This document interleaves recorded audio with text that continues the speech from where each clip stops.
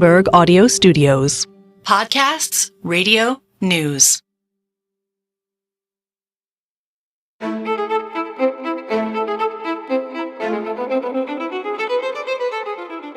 It is about having this narrative that democracy only leads to chaos and democracy never delivers. That is the overarching narrative for the authoritarian attacks. So I think one lesson is to let the people know that this is happening. And if you let everybody know that this is the narrative they're going to push, then people build immune system antibodies in their mind even before that attack actually happens. Welcome to Voternomics, where politics and markets and everything else collide. This year, voters around the world have the ability to affect markets, countries and economies like never before. So we've created this series, Voternomics, to help you make sense of it all. I'm Stephanie Flanders. I'm Adrian Wooldridge. And I'm Allegra Stratton. And you heard at the top of the show the former, recently stepped down, Minister of Digital Affairs of Taiwan, Audrey Tang. Now, you might wonder why on earth, we have all these illustrious people on this podcast, not least the people I'm talking to right now. Why would we have a recently stepped down Minister of Digital Affairs?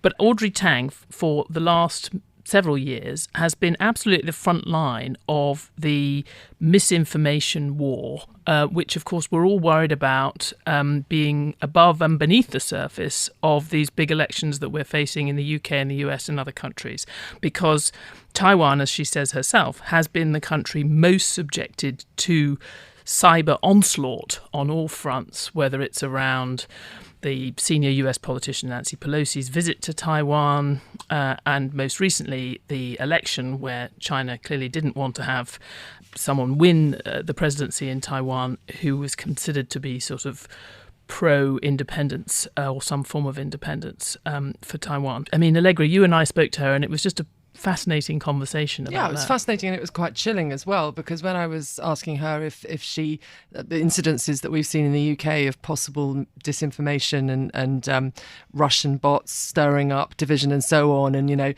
she said, yeah, and some. Like it will be, it will exactly. Be yes, and it will be much more than that. And then the other thing that really resonated and I liked a lot was this idea of jury service on social media. So we as citizens should all be dipping into various different pieces of social media and kind of observing in quite an intense way. Yeah, I'm very much looking forward to hearing it. It's an absolutely fascinating subject. But of course, we're interested in these things, even more interested in elections right now because we have one. And actually, we had that, Snapcast that we did earlier this week of Voternomics when we had first got that news, the announcement from Rishi Sunak of the election in early July. And I think that's the one thing we didn't talk about, actually, is the risk of misinformation. Well, it's interesting. I think that experts are divided. I think that they feel that actually in the elections that we've already seen in 2024 around the world, that it hasn't actually played a huge role, but it is certainly right to be vigilant. I think there's absolute truth in that, but I think the extent to which this is going on is increasing all the time, and the extent to which the sort of the Russian model of deliberately spreading misinformation and agitprop is being taken up by China and pushed forward is really quite important. And also, I think if you look at what you might call the states that abut Russia, the Baltic states and the rest of them, you see it as a lot more of a problem than it has been here. So I think the future is quite dark when it comes to misinformation. It's very hard to say definitively what's happening, and that's part of the issue, is that you have this sort of echo chamber of different forms of social media, self-selected groups who are then having damaging messages amplified. And Audrey Tang talks about it, but actually I was struck by Anne Applebaum has done this fantastic big story for The Atlantic, and this month's June issue of The Atlantic magazine, The New Propaganda War, where she just maps out how China, Russia and other sort of semi-rogue nations are making common cause with sort of Make America Great Again Trumpian Republicans to spread a message around sort of undermining liberalism and undermining kind of normal democratic I think one values. of the many fascinating things that she said is that these countries are collaborating with each other. I mean, both Anne said this and Audrey Tang said this. And I think we should be looking certainly to what Taiwan has been doing. But again, I also think we should be looking to what some of the Baltic states or some of the states on the closer to Russia have been doing. And I think a really interesting example of that is Finland, which has in its schools a civic education program which teaches people how to resist foreign propaganda because they're being constantly bullied and hectored by the Russians. And that's actually woven into their education system. So I think when we're thinking about what our defences should be, we shouldn't just be thinking about the military. We should also be thinking about a much broader set of defences against foreign interference, which include, public opinion, public education. Do you think it would work here? Yes. Well, I think it's just, and I'm also just struck, we had our guest last week who was saying when he goes to talk to students and they all are sort of, many of them are parroting the same sort of somewhat sympathetic to Russia line about Ukraine. And she actually, Anne Applebaum, cites talking to other Western diplomats who have sort of been in Africa and then are sort of shocked by everywhere they go, people with a completely different narrative around the war in Ukraine, and many of them believing this particular story around the US using biological warfare early on in helping Ukraine to commit biological warfare at the beginning of the war. So I think there is a fear that even if you're doing all these things within your core education system and on your mainstream media, the segmentation of the voices that people are getting, you just have very little control. There's enemy agitprop, but there's also just rumours and just nonsense that is there on the we are very social media all the time. And we're ourselves. capable of generating our own nonsense. Yes. We want to just have our nonsense. And I think, as this British election unfolds, I think it's very important that we take a pretty broad view of public opinion, not just reading the Times, but also looking at some of the weirder stuff coming out on the internet, or GB News and the rest of it.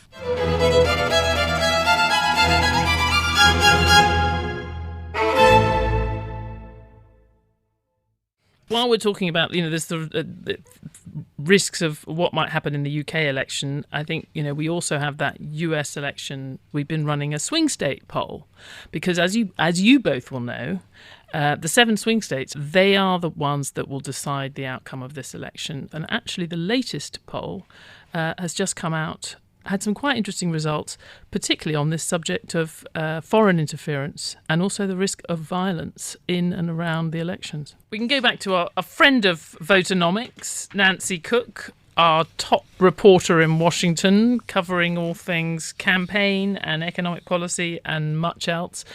Nancy, I know we've had quite a few of these swing state polls, but what are the top lines from this one? Well, the top lines are that former President Trump still leads Biden about 48% to 44% across the 7 swing states that we have been surveying for the last several months. And, this sort of builds on the success that we have seen in other polls with him where he has been leading Biden. I think what's interesting is that about 46% of the people we surveyed expressed some concern about foreign interference. And then the other sort of big takeaway is that Trump is leading in states like North Carolina, Arizona, Georgia, which is a state with a lot of African Americans, which will be key for Biden to win. And then they're tied in Nevada. Nancy, one of the things we're picking up on during this Voternomics is this idea of echo chambers, and that different voter groups are sort of talking to themselves and not really straying outside. And the poll underscores that. It's deeply partisan. So you have 9 out of 10 Republicans saying the economy was better off under Trump, and only 1 out of 10 Democrats thinking that. So you've got this very, very strong expression of how partisan this election is. Absolutely. And you just see that across the board with almost every policy area. I mean, you see that, Trump really earns high marks on the economy from, all Republican voters. You see that also with foreign policy, housing, immigration. It is so polarized that it's almost like 2 different countries at this point, the Democratic states and the Republican states. And that's why we have focused on these swing states, because, there's so much of the U.S. that's basically you already know how people are going to vote. And these states are the ones that are kind of up for grabs. Nancy, are you surprised that the current Trump trial hasn't had more of an impact on voting intentions so far? I'm actually not, because I think that, one, we're still many months away from the election. Two, I think Americans are very disengaged right now from this particular election. I think most Americans don't want either President Biden or former President Trump to be their candidates. And so I think people aren't paying a ton of attention to the trial. The fact of the matter is that the first indictment that Trump had actually was great for him. It helped him with fundraising. It helped him with the Republican base. It was something that boosted him, actually. So, I just think it hasn't hurt him at all. And I think if there is a conviction, which we have to wait and see, it will only help him. But that is interesting, Nancy, because, as you know, polls of Republicans had suggested that around a third of his support would consider it material if he got a felony conviction. You think that's just gone away now? I'm just not sure that will hold, and that will be the thing that will sway people on Election Day versus things like immigration and the economy. I think that people's sense of the economy and their dismay with it is so strong that I'm just not sure that will overshadow a conviction. The very top line I saw in one of the headlines around this poll is that a half, and that's Democrats and Republicans, fear violence around the election, which I'm not sure whether we were asking people that in the last election or certainly, last 20 years. But that seems very striking. It is striking, and I think that's all because of January 6th and the violence and the, attempted insurrection that happened after the last election. It has been so interesting covering politics in the wake of that because a ton of the Republican Party has basically rewritten history on that and come to see them as a protest, not that big of a deal.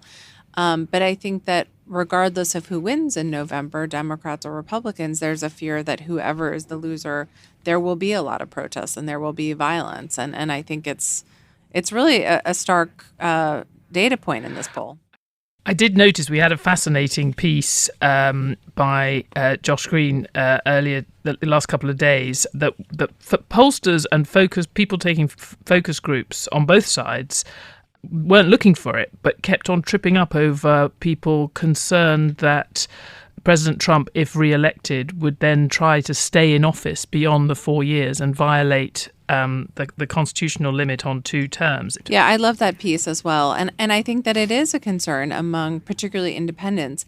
And it's something that Trump keeps joking about. I mean, it's not really something that's just in voters' minds. It's something that he keeps talking about.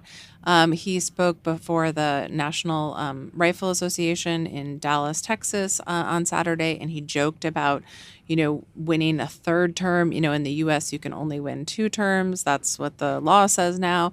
And so he joked about serving even beyond that. I mean, he has made these comments before, so it's not really out of left field that this is something that is on the minds of American voters. But I thought it was interesting that it's coming up in these focus groups now, as Josh reported. So, Nancy, do you enjoy the TV debate spin rooms? I think they're fine. I mean, what's interesting, though, is that the debates that they recently agreed to, they will have the spin rooms, I'm sure, but they're not going to be before an audience. And so it will be interesting to see, how those end up looking on TV, but then also what they look like afterward. Why are they not going for an audience? I think that it was one of the conditions that Biden and his team put forward to debate Trump. I think Trump is so masterful at sort of owning the media, owning the room, sort of overtaking a situation. And we saw that in a CNN town hall that he did just with him and a CNN moderator. He kind of just flipped the whole situation to his advantage. And it was a very sympathetic audience, and they kept sort of interrupting the moderator, interrupting the follow-up questions. And I think the Biden people wanted to feel like it was, President Biden really had a fair shot to make his points and that people stuck to the time limits. And they felt like if there was a studio audience, that person, it would have just been even more disruptive. But it's a huge gamble, which we will be looking at to see how it turns out. Nancy Cook, thank you so much. Thanks for having me.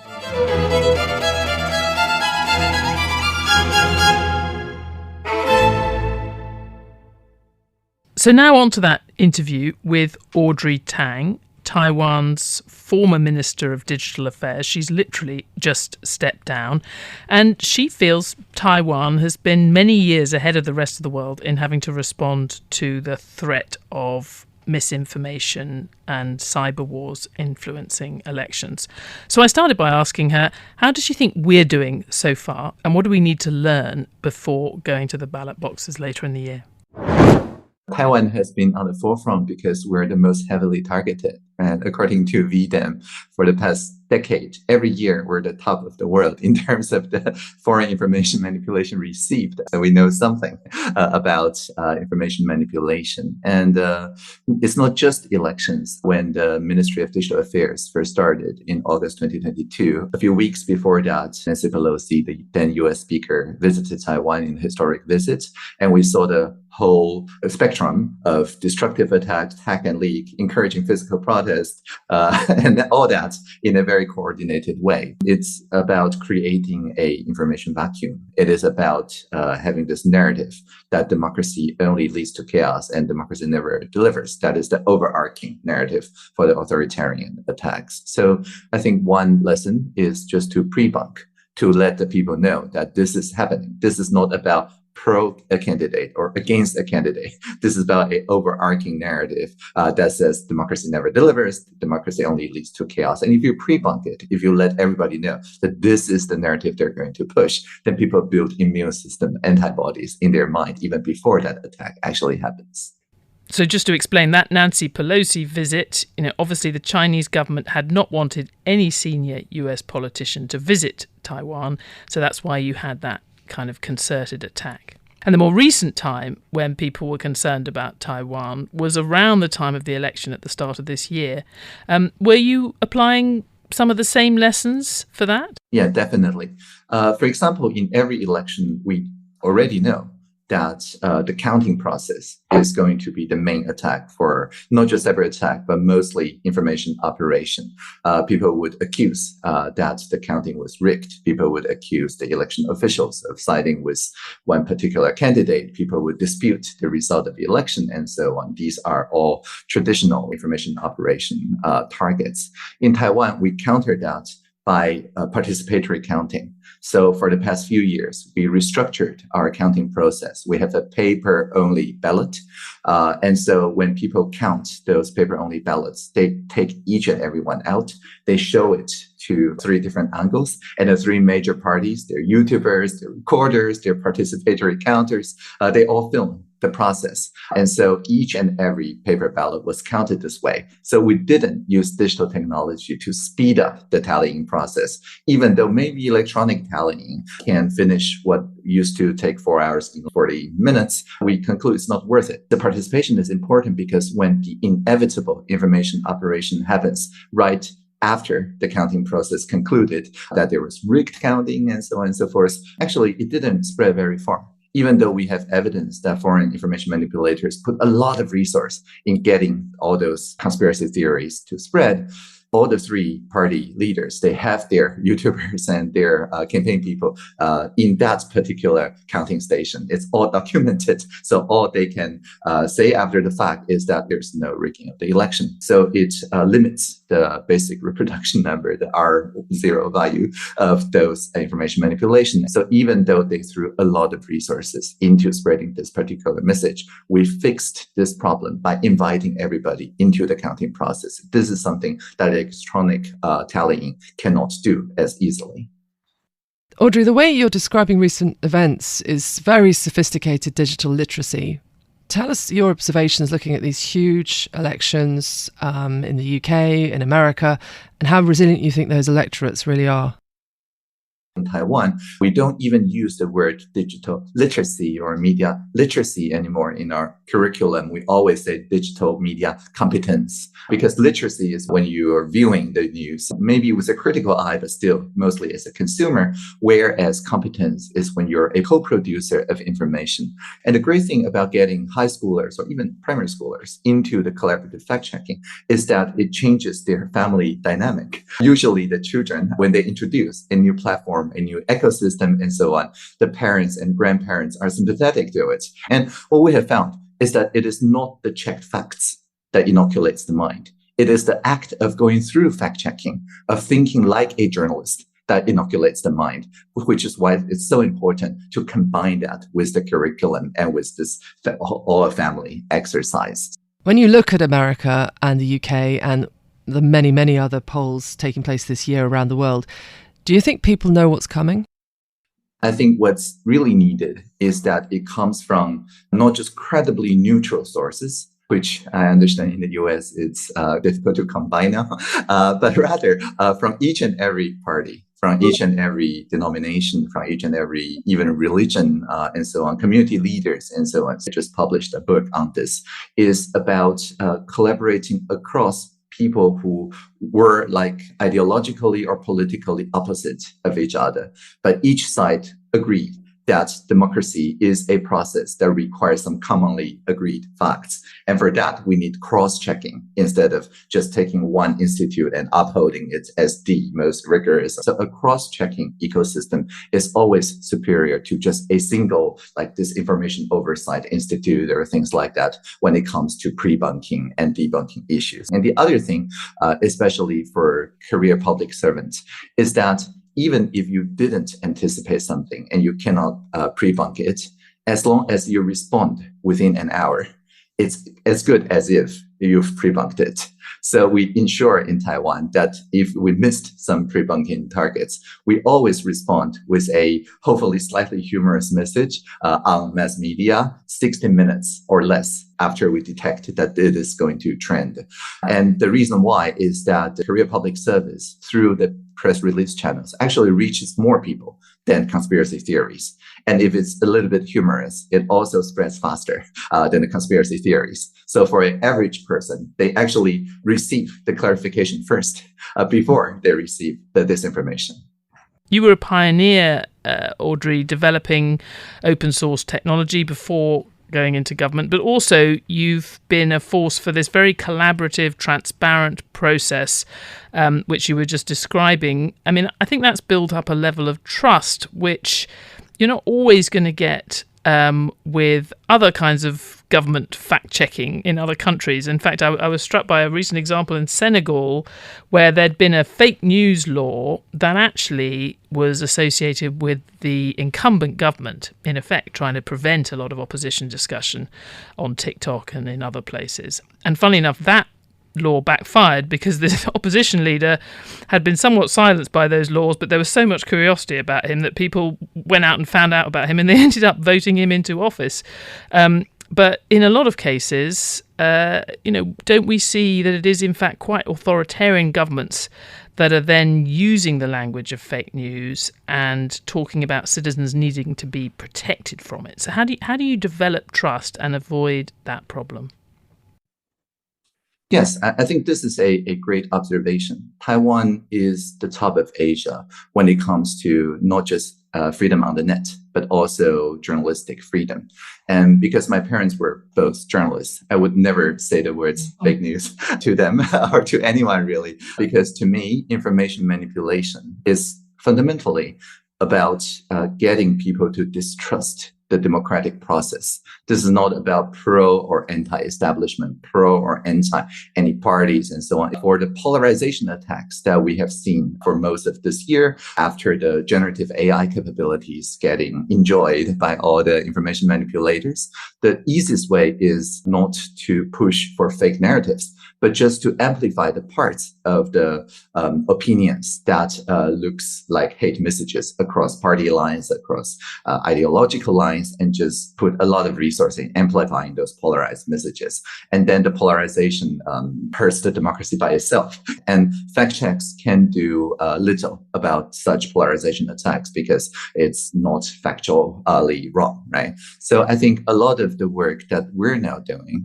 is, again, pre-bunking. We introduce new laws like the Anti-Fraud Act currently in the parliament that says if you want to have freedom of reach through advertisement, you have to digitally sign your message, and not just the people paying it, but also the people appearing in it. If it's from a celebrity, the celebrity need to sign it digitally. And that applies to foreign advertisements too. So there's no exceptions. It wants to ensure the authenticity of the actor without saying anything about the content.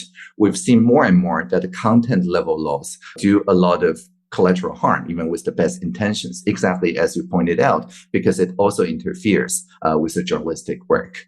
And I understand that there are similar laws in the works in both US and the UK. And my sincere hope is that these can be passed before the election, because otherwise it's not just fake versus true anymore. It is a lot about just inauthentic portrayal of celebrities and so on. Audrey, I would say when we spoke in Taipei at the end of last year, I would say you were quite calm about some of the sort of straightforward deep fakes that people have talked a lot about here in the context of the election. You know, things coming out just before the election that show one of the candidates saying something or doing something. But I noted that you were much more concerned about the potential for AI to produce very kind of individualized fakes. So, you know, not just a fake video, but technology allowing the manipulator to build up a relationship with an individual person. So maybe just talk us through that so we too can be frightened. So after the election in January, I think I was right in not worried about the polarization attacks, because the effective polarization, how people hate each other across party lines, went into a historic low. All three parties felt that they have won a little bit. So there's no winner takes all, loser loses all dynamic. And it's very good for the health of our democracy and mental health for everyone involved. But I do see that this direct communication, this precision persuasion as a ongoing threat. The idea is that if you have a addictive app that people use. In Taiwan, for example, the short form videos, people like it just like any other country. We're a little bit fortunate in that we've been saying for quite a few years that TikTok is a harmful product for cybersecurity. So it only has about a quarter of installation base in Taiwan, and only about 1/10 of that use it as their primary platform. So we're not as addicted as some other jurisdictions are to TikTok. But TikTok is just one example, because what it does is already has a reward model, right? It knows what ticks you and what addicts you. And so instead of just spreading one single message to try to get people to retweet or whatever, that was like the previous wave of information manipulation. Nowadays, precision targeting AI can just push a series of messages, let you feel a little bit more disenfranchised, a little bit more disempowered, a little bit more apathy around the democratic process. But if you are addicted to it, and if you watch it hours and hours every day, then the end result is that you lose energy to participate in the democratic processes. So it is even more insidious and chronic than polarization. And I think this is something that we need really to watch out for. Talk us through that. But how can one pre-bunk or pre-inoculate against that? It just feels so sophisticated. Yeah, one way is simply to let people know that this form of addiction, everything else being equal, is not good for him. In the US, of course, as we know, for TikTok in particular, they are now setting a timeline so that it needs to divest, right? It need to sell to a US operator who hopefully will instill a more digital democracy capabilities into the app. Because people, if they're already addicted to it, nowadays there's research that says if you adjust the sorting algorithm a little bit to promote, for example, authentic self-disclosure, or promote a little bit more vulnerability, a little bit more ideas of communicating across societal differences, a little bit more collective sense-making and all that, instead of the addictive entertainment stuff, it actually results in the same amount of engagement, whereas it makes people care more about democracies. Or maybe all it takes is a few hyperparameter changes, and then it gets people on social media to be more pro-social rather than anti-social. So maybe that's another experiment that whomever bought TikTok can try. God, I love the idea of after an election, all parties feeling like they won a bit and feeling like they hate each other less. We can only hope. You mentioned the US approach. There's obviously been a specific bill there addressing TikTok, which may end up applying to other platforms. The EU has had its own package of digital services legislation, which it brought out at the end of the year.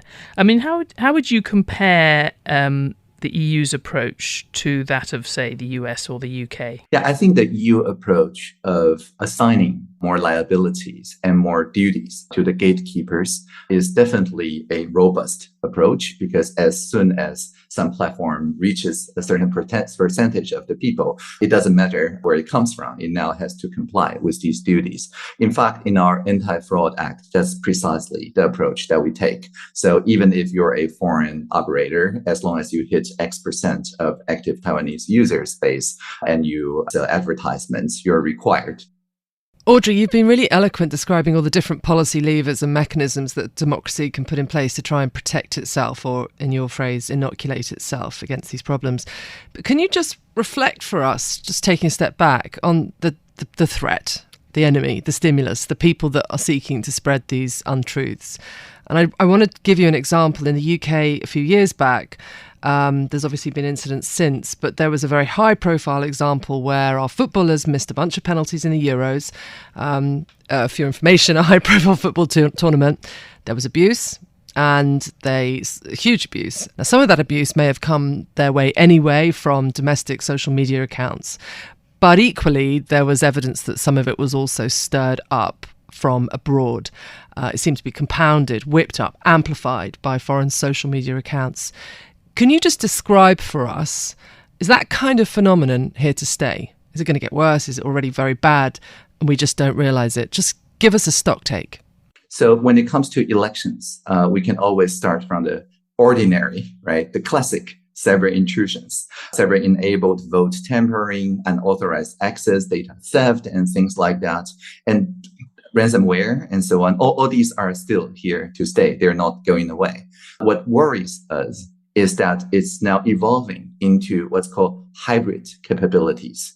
So instead of just a DDoS attack denying the service of governmental agencies' websites, coupling that with amplifying information operation material, so that when fact checker want to access the source of truth, they found the source of truth is denied service, whether it's a media outlet or whether it's a ministerial website, or as we mentioned, a hack and leak about a campaign and so on, but then using the leaked material to do AI abuse and deepfakes and so on, literally putting words into the hacked victim that they didn't say, but because the hacked material contains maybe videos or sufficient amount of sound files, it sounds and looks very real and so on. So these are the new capabilities, new as of last year or so, that were extra worried, because then the cyber intrusions are bad enough. But previously, it would take a very resourceful adversary and many different tries before it reaches the common people. But now, amplified by this precision persuasion and AI abuse and deepfakes, they can afford to do each try with minimal or negligible cost.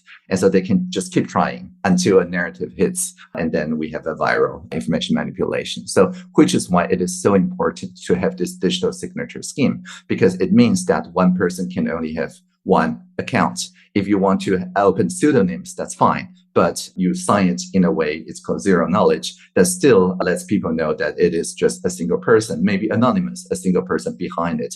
No longer can one simply register 10,000 accounts and wait for most of them getting banned or whatever, but still activate the rest of the accounts to look like it's astroturfing and so on, look like there's a groundswell support and so on. And all these are going to be very difficult to tell from actual groundswell support, because if you click into each account's profile, live history, interaction, it looks completely real. It's now generative AI made. So I think digital signature really is one of the new bedrocks that we need to instill into those larger platforms this year. At the time, there was a debate. On the one hand, we're suggesting that this has been uniquely whipped up abroad and that this would never have happened if it weren't for foreign media accounts making things worse. But equally, we have to focus and analyze ourselves, don't we? That is certainly true. And also, if you're on X.com or Twitter, there's this jury duty that you can enter called community notes. And I participate in the community notes just to improve my media competence. And if you participate in the community note community, very quickly you can see all sorts of information manipulators going on, trying to sway public opinion one way or another. And I attended the Google Jigsaw conference a couple of months ago. And there were a lot of conversation around these. And Google Jigsaw did release a new set of capabilities, a new set of API. Instead of just detecting the toxicity and so on, it now also measures democratic bridge-making abilities. So for each and every node, you can actually gauge how much pro-social it is compared to your ordinary hate messages and so on. So it's not just weeding out the toxic or the hate, but actually nudging people to provide pro-social services online. And I think this is also very helpful if it can be applied to more social media platforms. So I guess, before we finish, there's one fundamental thing which comes out of what you said right at the beginning. And you said the common feature of a lot of these attacks, what you're trying to pre-bunk, is the idea that democracy doesn't deliver, that it produces chaos. I guess, you have to then also, as well as doing all the things you're talking about, as a government, you have to work on that not being true, actually, on actually delivering for people. Because if their lived experience is chaos and political dysfunction, like we've seen in many places, there's no point trying to debunk that if actually people are feeling in their daily lives like democracy is not delivering. Yeah, I think exactly as you observed, if people think of democracy only as voting every 2 years or 4 years, very small bandwidth, just a few bits, very long latency for change to happen or to see it actually not happen, then obviously there's going to be apathy, right? But I think a lot of the online ecosystems, the fact-checking ecosystem, the co-facts, the participatory budgeting, the initiatives of not just referenda, but community initiatives and so on, they're there because it's a continuous democracy. It is something that people can feel every day, as long as people employ those democratic tools in their lives more, maybe in their community, in their schools, in their churches. I think the word democracy will have a much more nuanced meaning. The more people have the stage to show affinity, compassion, curiosity, nuance, sharing personal stories, reasoning, and respect of each other, the more people are going to associate the word democracy with some lived experience that is actually pro-social. So I'm not saying that let's just protect the election. I'm saying that leading up to the election, let's protect our lived experience around democracy on a smaller scale, lowercase d democracy. But the elected politicians actually have to deliver on things people care about, like education and health. Yes, which is why we need to do both. We need to build a grassroots legitimacy that's hopefully higher than any of the political parties. And then we need to hold those parties into account, actually delivering what the people want. So, Audrey, you've now stepped down. I think you were one of the youngest ministers when you joined the government, and you're now, we're hearing from you, going to be travelling a lot more outside Taiwan. So I hope you're going to be able to spend lots of time with our governments and help them protect ourselves against some of the things that you're talking about. Yeah, Taiwan can help, and I stand ready to help. In fact, I'm going through a bunch of European countries as we are airing this episode, going across 7 different countries in just 22 days. The idea is that trying to come to each jurisdiction like 3 or 4 months before they're having an election and just connect with the officials, the civil society leaders to share what worked in Taiwan, and also to share the kind of community grassroots toolkits that everybody can just adopt. And if people coordinate, I'm sure that this year will be not a democratic setback, but rather a democratic revitalization. Oh, I hope so too. Maybe in a few months, we'll have to find out from you how you mark each of these countries that you've met. Great, happy to be back on the podcast. Audrey Tang, thank you so much. Thank you. Live long and prosper. Okay, that is more than enough for this week's second episode of Voternomics. Thanks for listening. This episode was hosted by me, Stephanie Flanders, Allegra Stratton, and Adrian Wooldridge. It was produced by Sama Sadi with help from Chris Martlew and Julia Mans. Editorial direction from Victoria Wakely. Brendan Francis Newnham is our executive producer, and Sage Bowman is head of Bloomberg Podcasts, with special thanks to Nancy Cook and Audrey Tang. Please, if you like it, subscribe, rate and review this show wherever you listen to your podcasts.